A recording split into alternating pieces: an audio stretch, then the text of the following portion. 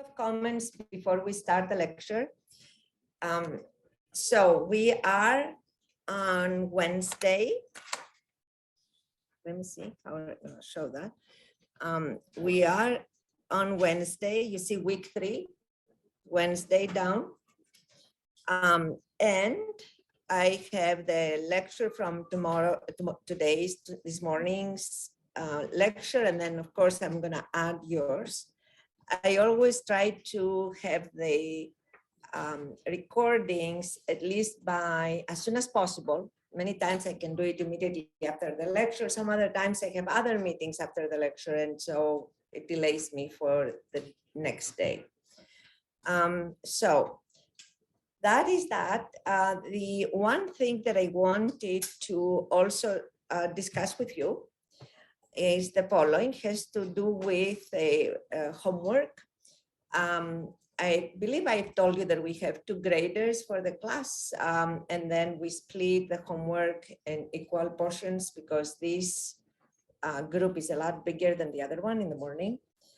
And if you have any issues with the grading, they do the individual homeworks, then you email me.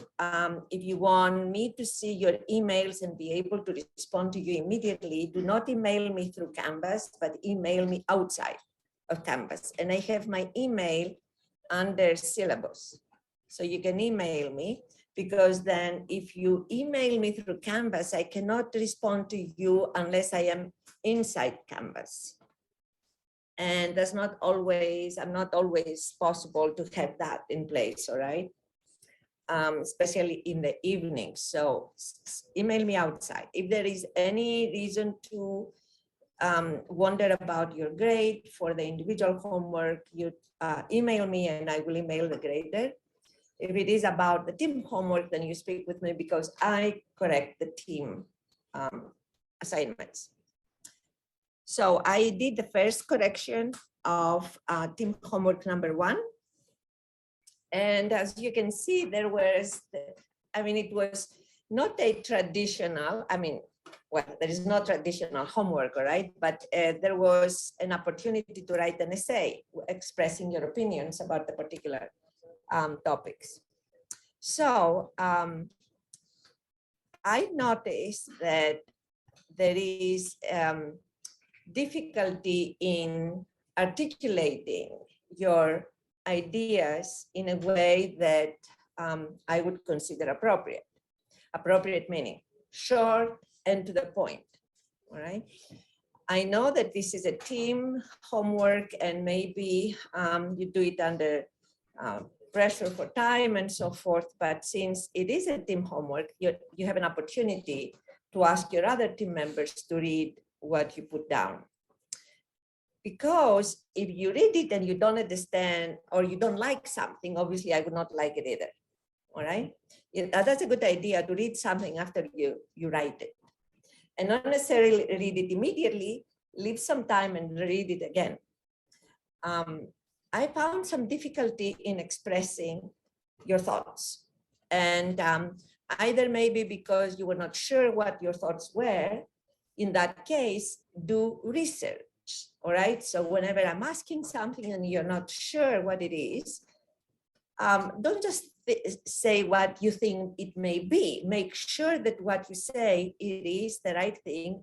Everything is open book, open everything. So you go and do your research and you make sure that by looking at more than one sources that what you're telling me is correct, and write it down. And then you can give me the reference.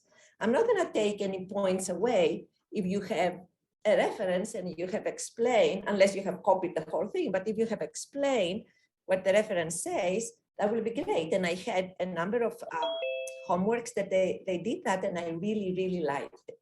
So I have found one, and I will ask the team to give me the okay, and I will remove names and everything, and I will put it as an example. Yes. What if it's a case where even we don't fully understand the question, you take out points for that? If you don't understand the question, then talk to me. What about what if it's well, even email me, even if it's, usually I have office hours on Sunday, 3:30 to 5:30. If you have a question, come to these office hours. If you are busy during those office hours, email me before.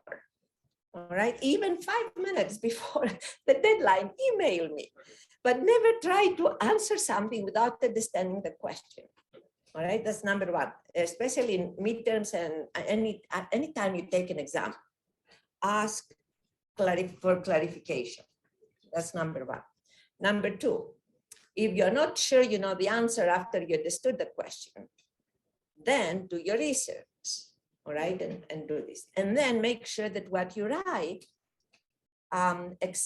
expresses your thoughts. There were cases where I did not understand what somebody was trying to tell me. And I have taken points away from that. And in fact, I told you for those, I have put a note saying, I don't understand, all right? So why is this important? Something else you may not know. This class is one of those classes in the ABET that now is going to be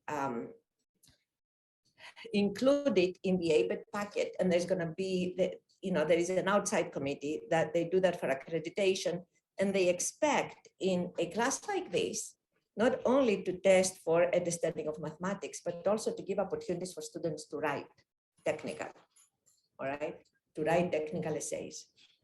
So I will do those once in a while because I need to prove to ABET and others that I had homework that provided the students with that opportunity and how I graded the class, all right? We have all of the grades. So I have to do it. It's not only for ABET, however. As engineers, you will always write reports to what you did.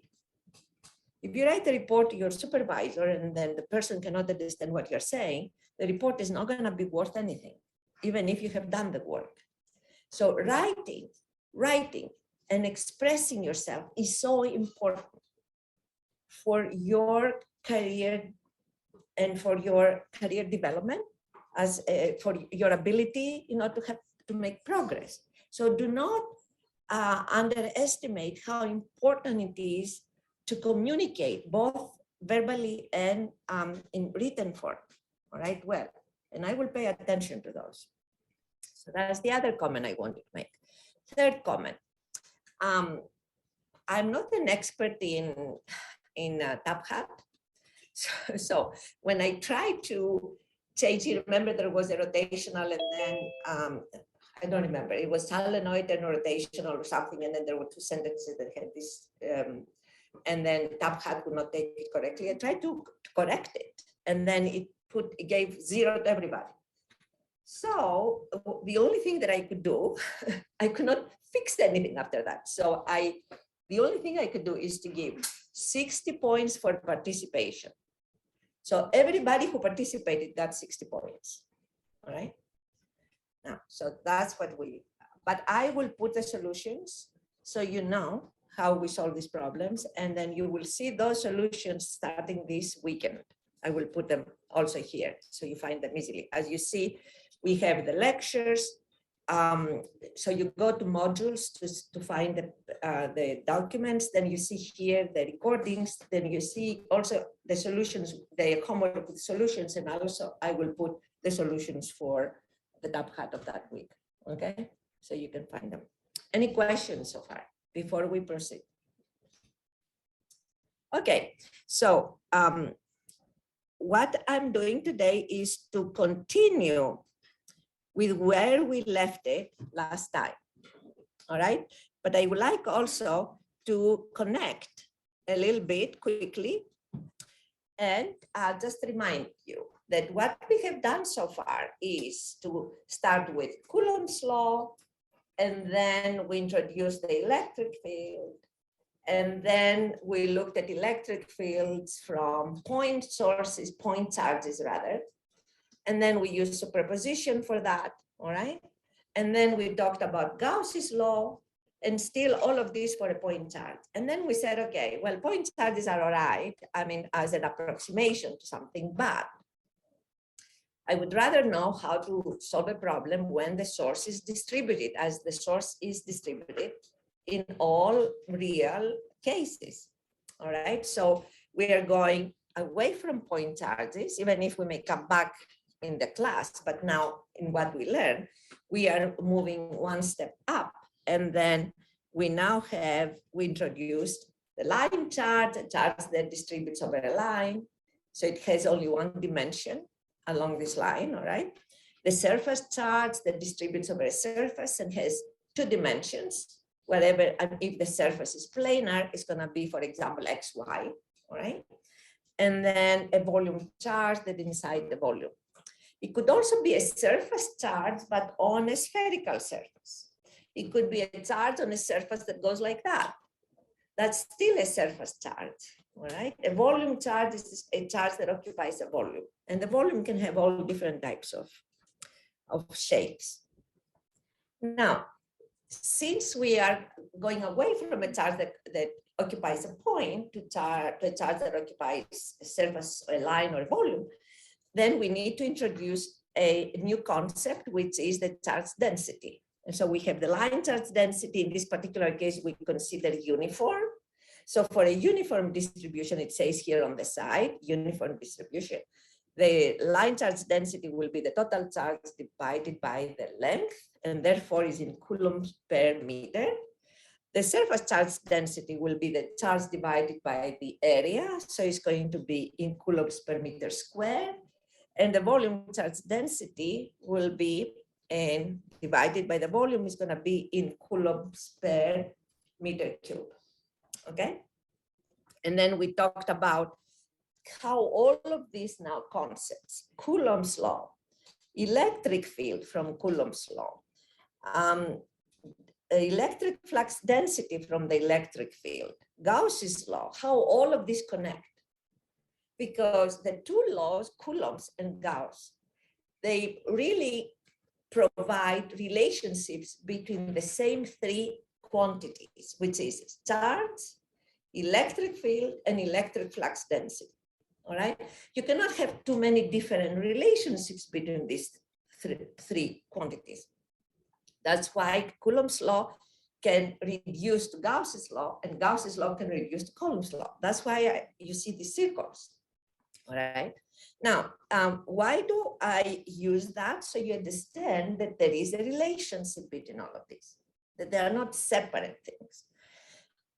Now, why are we working now with Gauss's law? Because we said Gauss's law is a lot simpler to implement for a specific group of charges, a specific class, if you like, of charges.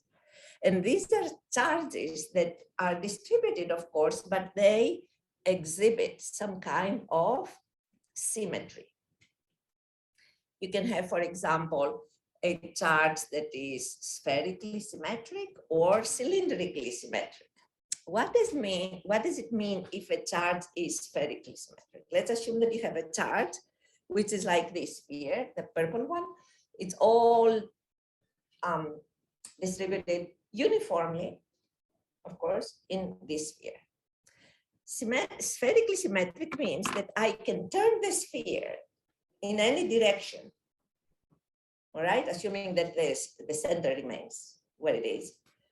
And the electric field will remain the same. Nothing is going to change. That's what it means spherically symmetric. What does it mean cylindrically symmetric? It means that if the charge is inside the cylinder, uniformly speaking, let's assume you have a long cylinder, right? So we're not close to the ends of the cylinder, but we're looking just somewhere around the center, or that the cylinder is infinitely long for all practical purposes. And then I'm here, and I look, and if I turn the cylinder like that, I don't see a change. That's cylindrical symmetry. When you have these two things, then you can find the fields a lot easier using Gauss's law than if you were to do the same thing using Coulomb's law. All right, and of course, if we know that something is going to lead us into something simpler, we will always get there. Okay, we will go always through the simplest possible way to solve things. And as a matter of fact, the simpler solutions, what I call them the most elegant solutions, are also the best ones. These are what people always follow, right? So here we started last time, And then we start again as the field on the surface S of a sphere. So we have now a sphere that is charged uniformly.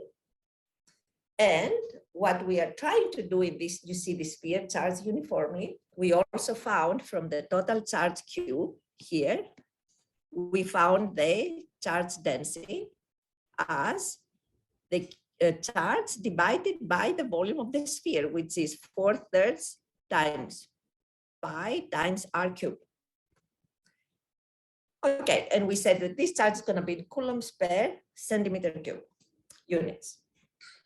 Then also we remember that from Gauss' law, we said this is spherically symmetric, we'll use Gauss' law. What does Gauss' law say?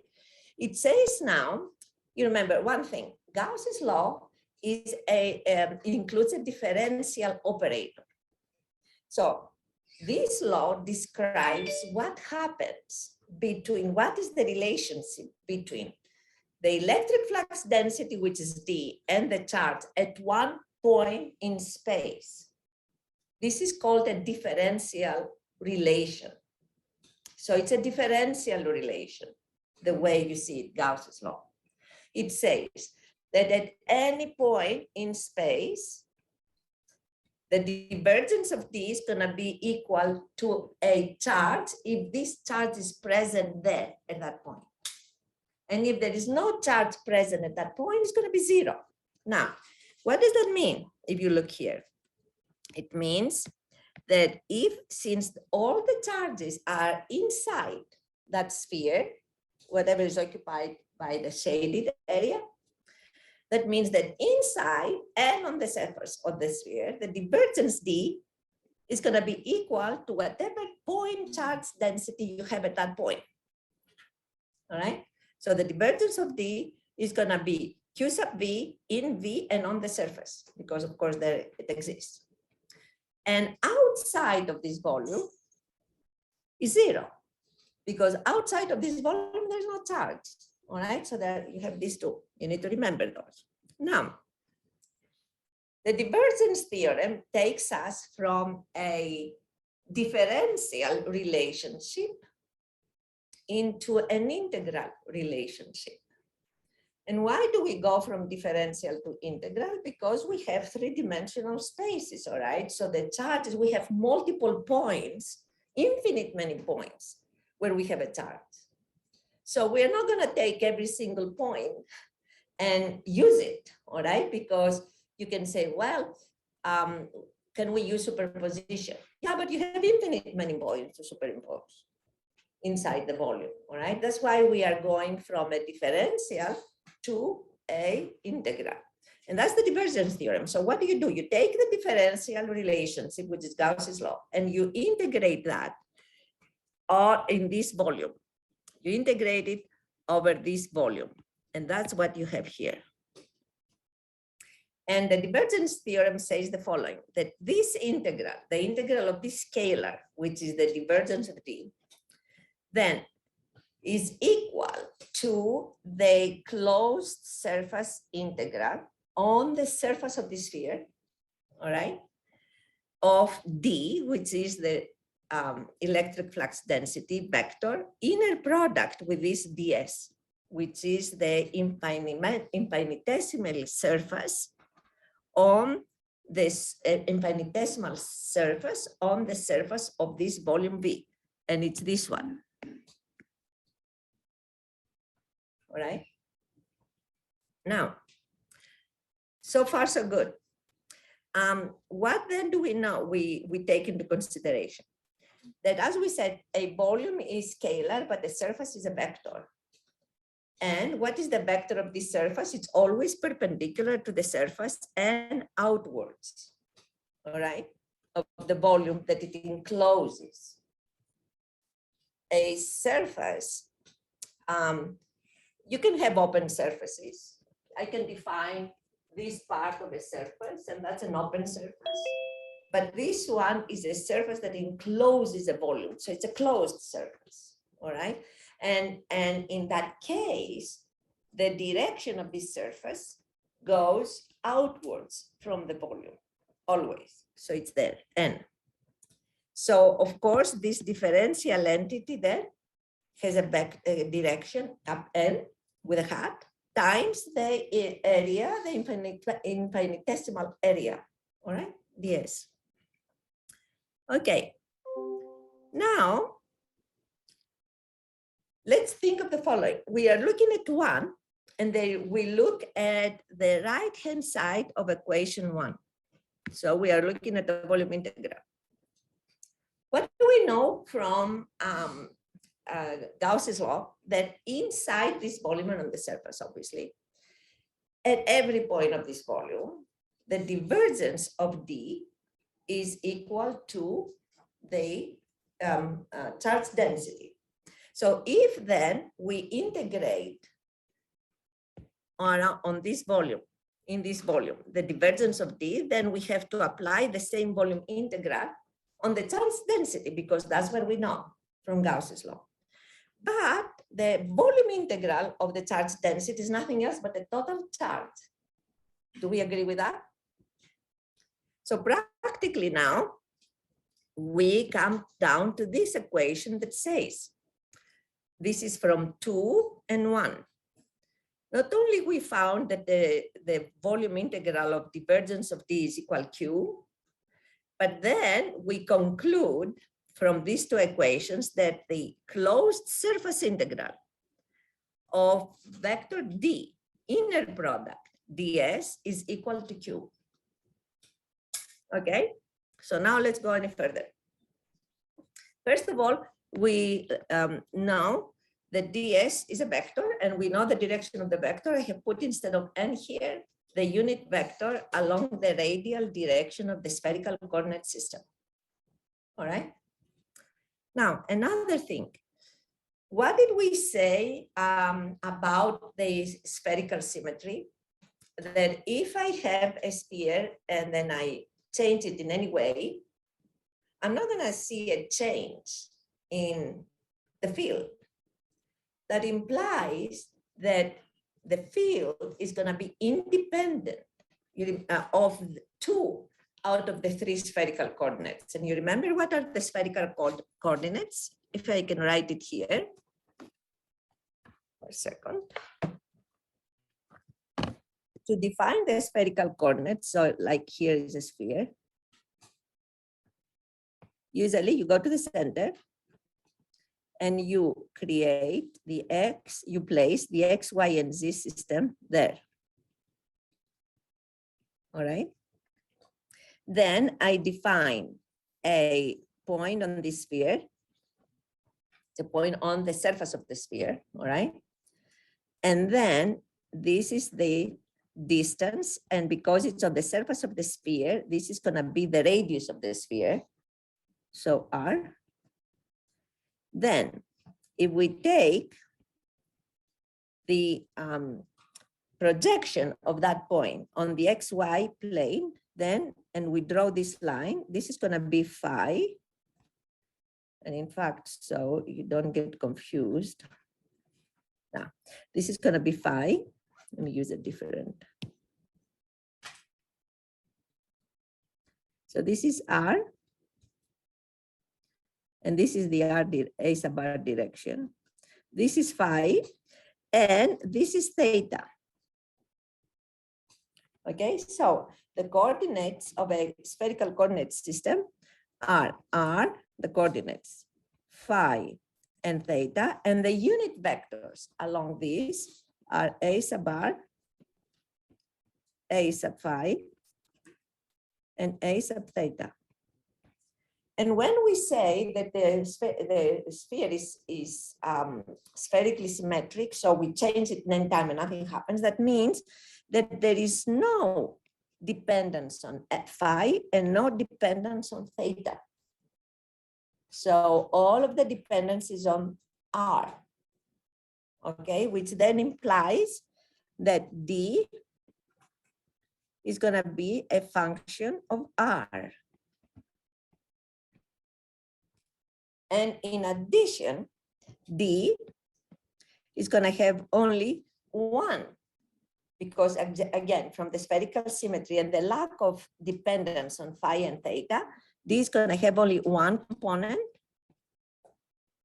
and it's going to be along the R direction. Okay, so that's what you get. This is because of spherical symmetry. So now, so let me in fact put it here. So this is not general, it's because of spherical symmetry. And therefore, we take this information and your d.ds becomes this, of course, dr. Since dr is constant, depends only on the radius, so on the surface of this, it's going to be, of the sphere, it's going to be constant. And therefore, we get it out of the integral here.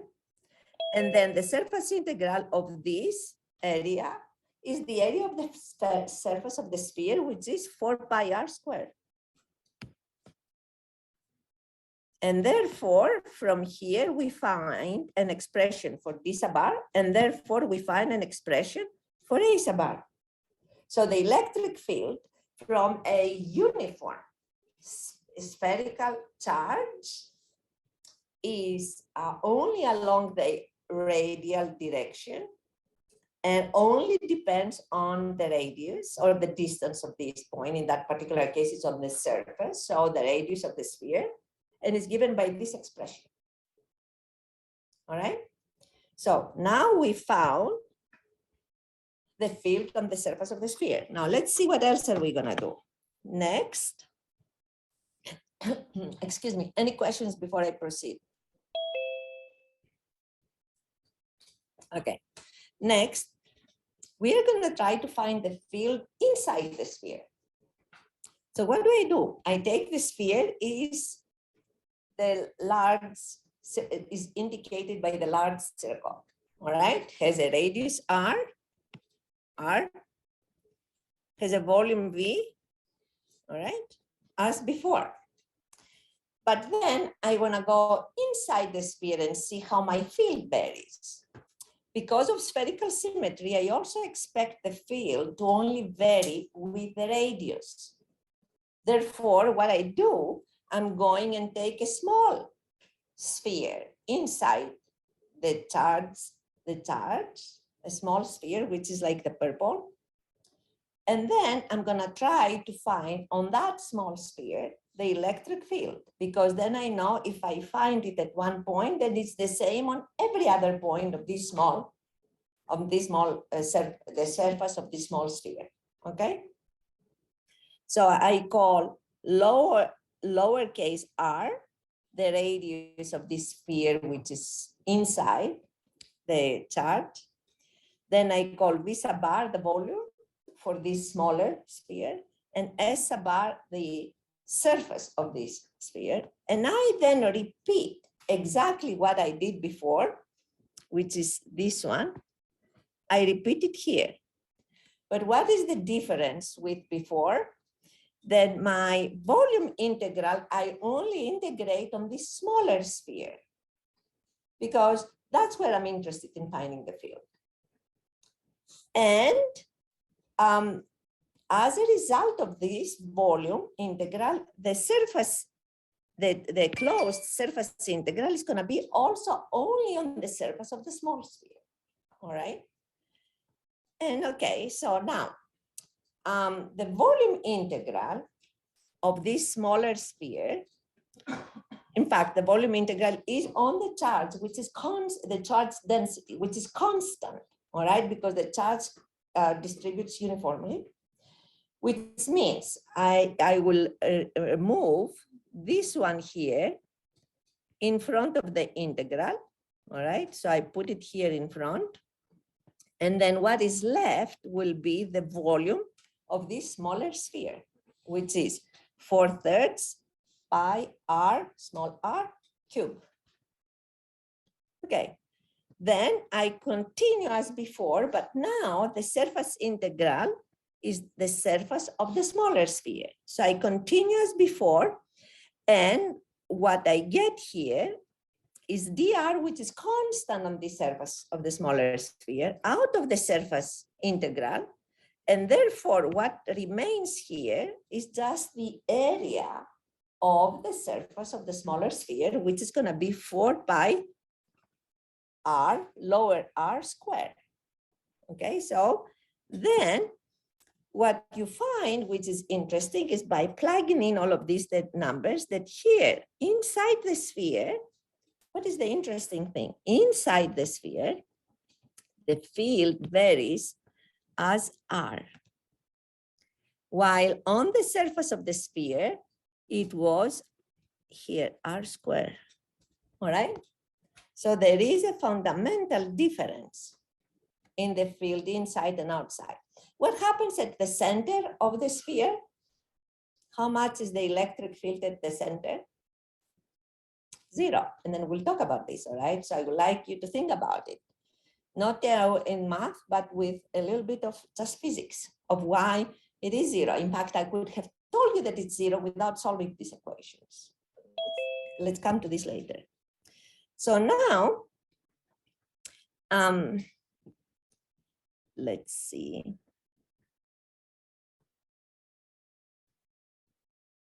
Okay, so this is the final expression, all right? I replaced a 4, we had Q sub V, replace Q sub V with its whatever the value was, and then you see here the total expression for E sub r, the electric field on the surface of this smaller sphere, which is a function of r. R varies inside the sphere. Capital R, it's a fixed number because it's just the radius of the surface of the charge. Okay, now I'm going next to find the field outside of the, I call charge sphere, all right, just so we understand, outside of the charge, which is a sphere by itself. So now I define this here surface. So I define this larger volume, V prime, which includes, all right, surrounds, if you like, the charge, which has the form of a sphere, but is much outside. I mean, at some arbitrary distance, which I call R prime. All right, and R prime, this is larger than capital R. And then I do exactly the same. But now, look at this. I am having the volume integral on V prime, all right? I start with the volume integral here on V prime on divergence of D, dV, dV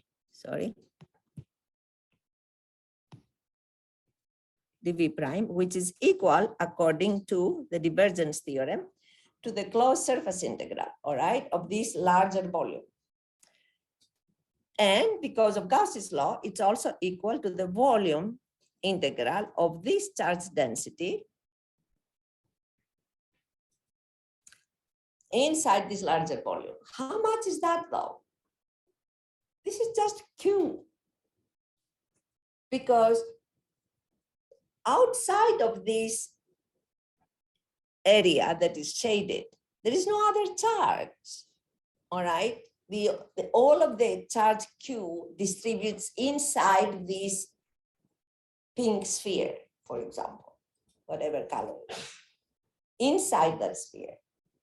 So since we took a volume which is outside, the total charge inside this larger volume is still Q because there is no other charge. There is no more than Q, all right? So that gives us Q here. And then I continue like I did before, but now I'm doing the surface integral on the S prime sphere, the larger one. I still have Q here. And if I continue exactly the same, what I find for this case, well, here, sorry, I find that the charge, and in fact, along the wrong direction, but well, I have to, let me see how I okay, so here to be accurate, I'm not going to use capital R, I'm going to use R prime. Okay, so the electric field at a distance R prime from the center of the coordinate system, which is the center of the charge, is now, but outside of the charge, okay, it's going to be given by this expression, which means that the field outside of the charge varies as 1 over the distance from the center of the charge, but inside the charge, it varies as linearly with the distance. So practically, if I were to take this expression 6 and this expression 7, and try to plot then the field, the value, now we know it's along the radial direction, right? So we're only looking at its magnitude. And then I do it as a function of the radius, r. What I see is that it starts at 0, it's 0 at the center of the sphere, increases linearly with the distance from the sphere until it gets to the surface of the sphere, to the surface of the charge, and then it reduces as the square of the distance from the center of the charge. Okay? So this is, in fact, you need to remember that when you have a distributed charge, all right? In that case, of course, we use the spherical symmetry because it was important, but the charge inside the sphere, I can give you a problem, for example, where the charge inside the sphere is not totally uniform everywhere, but it is changing in some ways with the with the radius of the sphere, right? But it's still symmetric, spherically symmetric. Exactly the same kind of thing, problem you're gonna find, for example. You're gonna solve it exactly the same way. Okay, now, question for you. Why is the field 0 at the center of the sphere? And who can explain it to me in a way I understand? I just don't, I need a concrete expression, right? Explanation, rather. Who can think about it? Let's give it a moment, and then you can discuss it among yourselves if you want, and then I will ask somebody to tell me. How about that? You wanna do it? I will ask. I'm not gonna ask you to raise your hand. So think.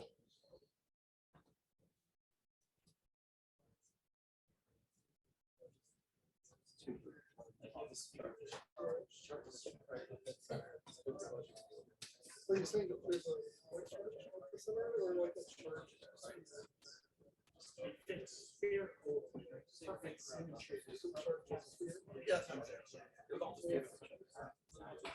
Charge sphere, not like a sphere with a point charge. No, it's a charge. It's a sphere with distributed.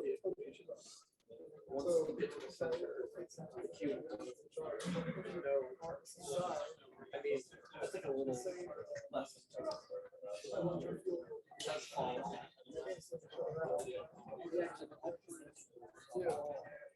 Well, they're also pointing at there's like all by symmetry. So we only talk about size. The center is equal to the answers. Yes. Yes. Yeah. Is this an R? Capital R. A capital R? And the top is an R. Yeah, that's what I mean. The top is an R. Yeah, yeah. Okay. Lowercase or uppercase? Lowercase. The uppercase is the lower, the denominator. Yes, yes. Yeah. Okay. All right. I just wanted to make sure. Yeah. Okay. All right. That's enough. Whose last name starts with an M? How many people have a last name that starts with an M? I have no idea. So it's like a random thing for me.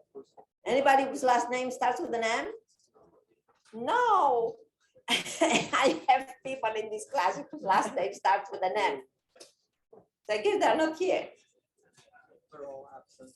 They're all absent. Wow. Now I know. Oh, your last name starts with an M? Tell me.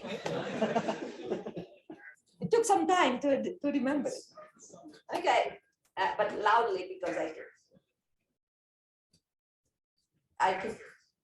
Okay, go ahead, explain. The charge state is because it has opposing charges at equal distance at all points of the sphere. So yeah. Excellent. You remember when we looked at the problem of 2-point charges and we said the 2-point charges were positive? You remember that we went to the center and we found it was 0? So every point inside that sphere has a diametrically opposite charge, and all of them have the same sign. And they are, of course, because it's uniformly distributed, we're talking about a point charge, which is the density, are identical. Therefore, at the center of these two, the field is 0. But every point you can find one which is diametrically opposite. So if you sum all of this, is 0. Okay, that's what happens. There are a lot of students, even in the graduate school, who have difficulty understanding that. All right, so it's a very simple thing.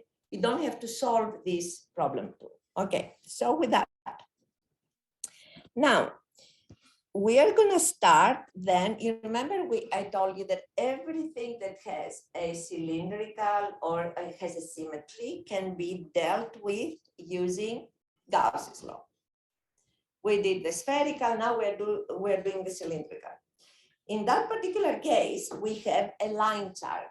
You see the green one is a line that is infinitesimally thin, and it's all charged with the same charge density. Now, of course, I'm not going to find a total charge here because the line goes from -infinity to +infinity. So obviously the charge will be infinite if I were to integrate it. I'm not doing that. All right. Every time you have a problem which has an infinite dimension, all right, and is also has some kind of symmetry around that, then you can argue that your solution is going to be independent from that coordinate, independent of that coordinate. All right, so this one, or another way to say is that this has a cylindrical symmetry. All right, you have the charge there, it's infinite long, and then in whatever way you change the cylinder, you're going to find the same kind of field.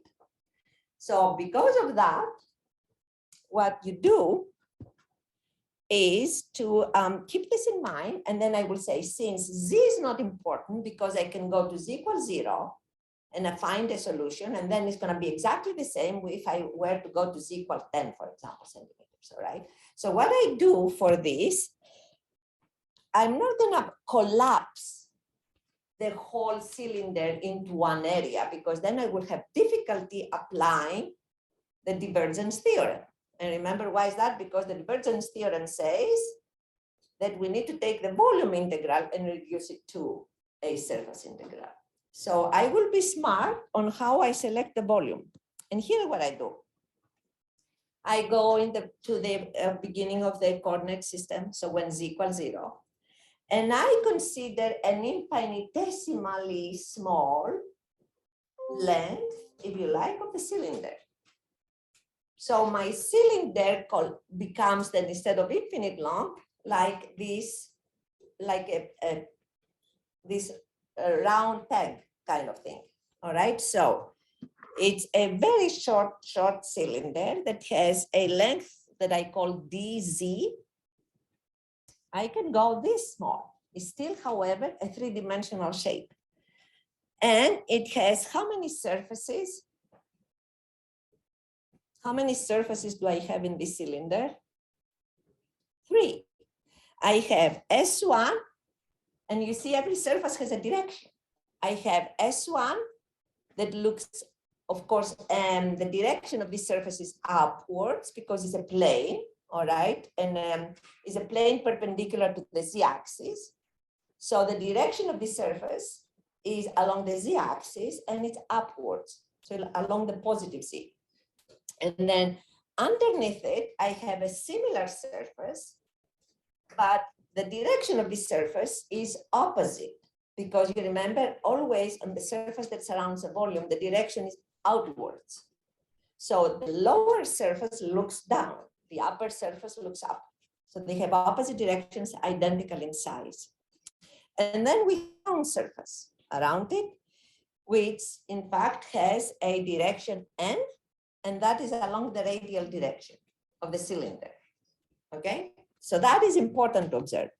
Now I'm in business. I'm going and I'm applying the divergence theorem, and I have a the volume integral of the divergence of D to be the surface integral of D dot ds. All right, and that will be the total charge in this volume. Okay. Now, two things that I've done here, and maybe I will separate them a little bit. So move this a little down. Okay, volume V. How much is the volume now I have created? This volume is equal, all right, to the set face of these planar surfaces times dz. Am I correct? So the volume of this peg, if you like, is equal to the area S1 or S2, see without a vector obviously here, times dz. How much is the area? S1 and S2 are identical, obviously. How much are they? Pi. And if the radius of this cylinder is R, it's going to be, so R radius of, well, I'll write it here, dz, where R is radius of cylinder.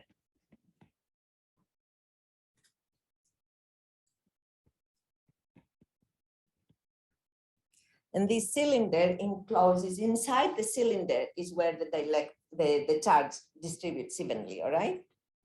Okay. Now, since, one thing, do you remember the coordinates of a cylindrical system? Are radial, R, phi, similar to what we have in the spherical, and Z. Okay. Now, because it's cylindrically symmetric, that implies that my field will be independent of phi. Because it's infinite, and because we said already that, but because the charge is uniform along the Z direction and is infinite long, that implies that it's going to also be independent of Z.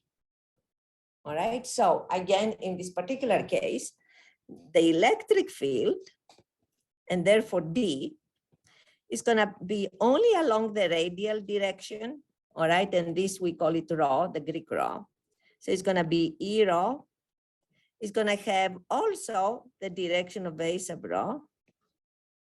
And it's going to be independent of phi and Z, and therefore it's going to be only a function of rho. Okay. Now, let me see. I used, that's okay if I use capital R. All right. I use rho because in the cylindrical coordinate system, that's what we use as the coordinates. All right. Okay. So now, with that, and then of course, if that happens to E, then we know that D is going to be D sub rho, A sub rho, and it's going to be D sub rho of rho. And then we proceed and we find this relationship. All right, we integrate the volume for Q, we integrate Q on the volume, and we find that Q in this volume is going to be Q sub L times dz. And it's only a line integral, so it only applies, all right, at the center along this line. So it's going to be Q sub L dz. And therefore, from this, we find that the value for the D sub rho, which is the single vector, I mean, it's one, the only D that we have, it only has one direction, obviously, is going to vary as 1 over rho. So what you remember so far, very important. Remember that if you have a three-dimensional source, away from the source, your field varies as 1 over the distance from the source squared. If the source is cylindrical, all right, it's along a cylinder, infinite, and you walk away from that cylinder, then your field, the field you measure, is gonna vary as 1 over the distance. Okay, so I went from 3D to, let me just enter a page here. So I have to also, what happens here?